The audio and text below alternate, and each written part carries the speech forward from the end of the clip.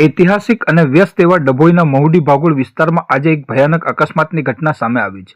આ વિસ્તારમાં મહારાષ્ટ્ર પાર્સિંગની એક સ્પીડમાં આવી રહેલ મહિન્દ્રા થાર કારના ચાલકે અચાનક સ્ટીયરિંગ ઉપરથી કાબુ ગુમાવી દીધો હતો. બેફામ ઝડપે દોડતી આ કારે રસ્તા પરથી પસાર થઈ રહી એક સાયકલ, બાઇક અને અન્ય એક કારને એક પછી એક જોરદાર ટક્કર મારી હતી. આ અકસ્માત એટલો ભયાનક હતો કે ત્રણેય વાહનોનો ભૂક્કો બોલી ગયો હતો અને વાહનોને ભારે નુકસાન પહોંચ્યું હતું. જ્યારે સદભાગ્યે આ દુર્ઘટનામાં એક વ્યક્તિને સામાન્ય ઈજાઓ પહોંચી હતી. ધમાકાભેર થયેલ આ અકસ્માતનો અવાજ સાંભળીને આસપાસના સ્થાનિક લોકો અને રાહદારીઓ તાત્કાલિક ધોરણે ઘટના સ્થળે દોડી આવ્યા હતા. લોકોએ જ્યારે અકસ્માત સર્જનાર થાર કારની અંદર તપાસ કરી ત્યારે કારમાંથી બિયરના ટીન મળી આવ્યા હતા. ગુજરાત જેવા